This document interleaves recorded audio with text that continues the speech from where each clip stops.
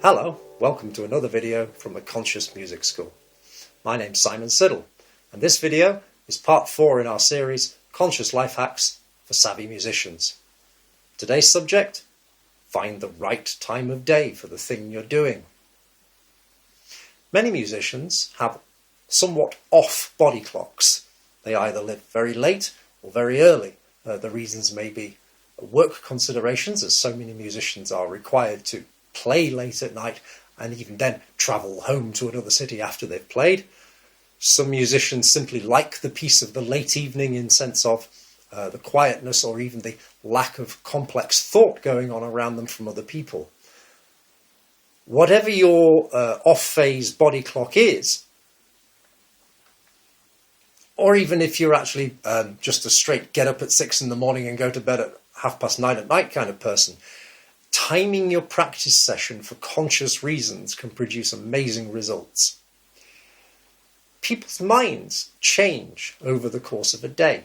Your capacity to concentrate, your capacity to exert energy, your capacity to be extrovert or introvert, your capacity to self-reflect, your capacity for daydreaming and creativity, your capacity for analytical thought or for learning by heart.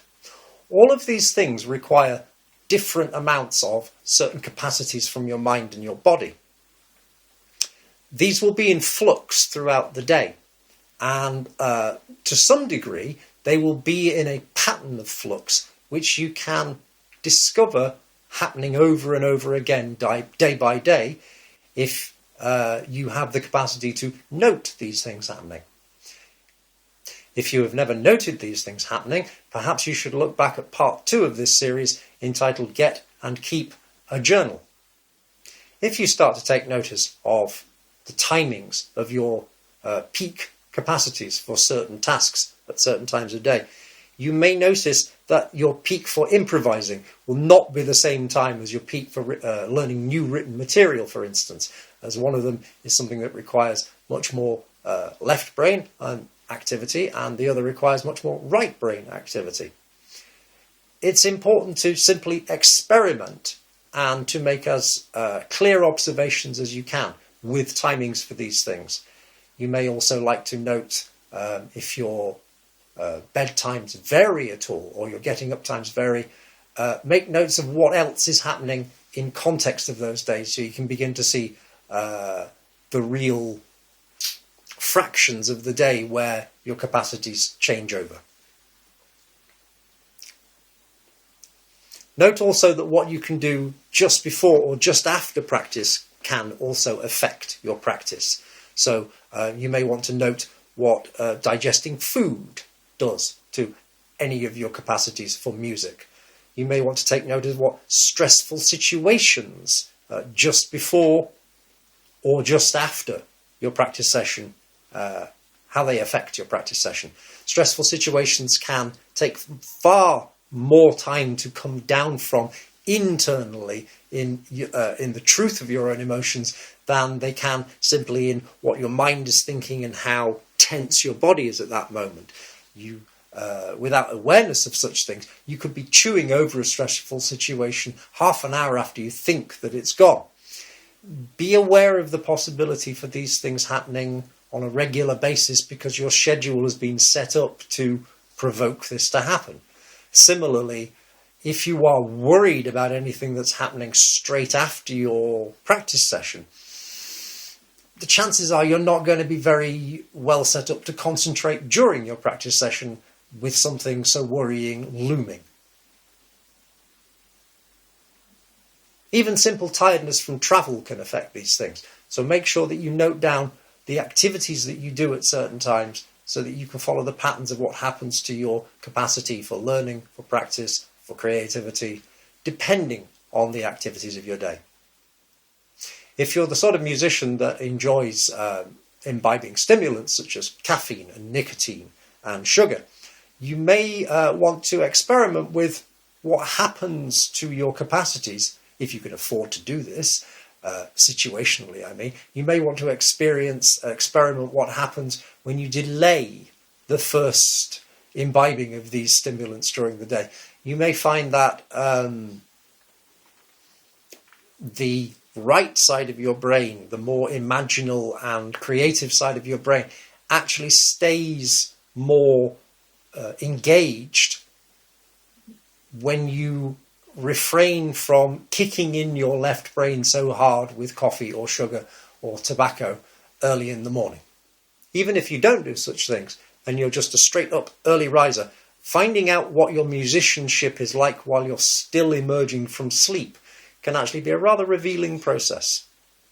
So give that a go sometime.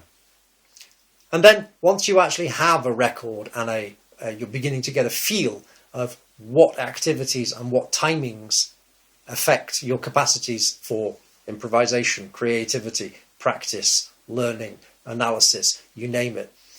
Once you have an idea of your basic proclivities for these things at certain times of day, that is, if you like, the yin part of the process sorted.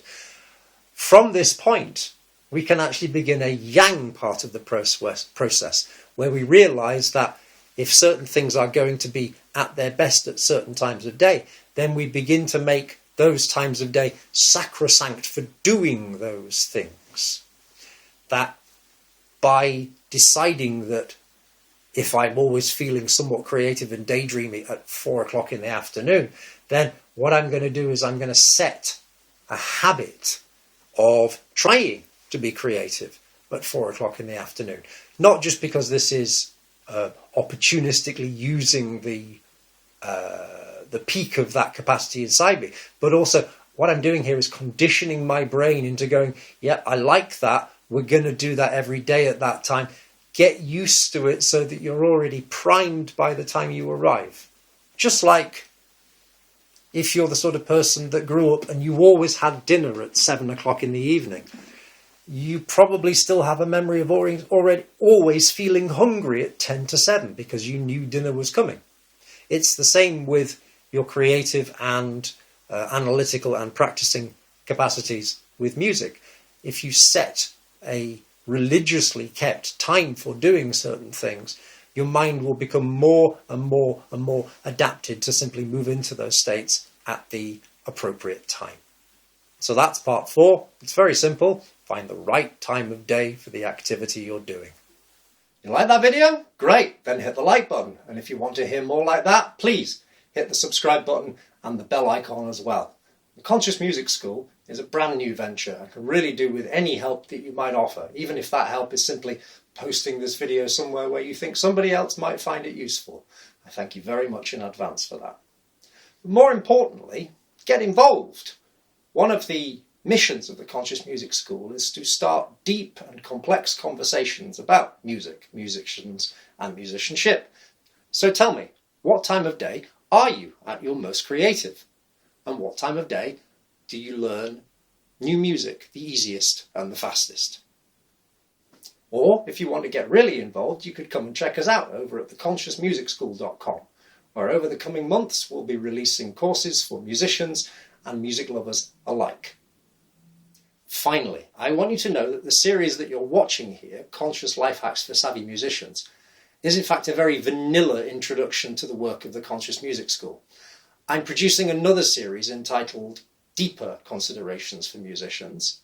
But if you want to watch that series, I'm afraid you'll have to follow me over to another platform which is not so fond of censoring people the moment they stand outside of their narrow corporate mindset. Sorry, but that's the nature of the platform that you're watching it on, as much as it is the nature of the Conscious Music School to point out such awkward truths. So come over where the air is lighter. I've left some links below. And that's all I've got for you today. Thank you ever so much for watching.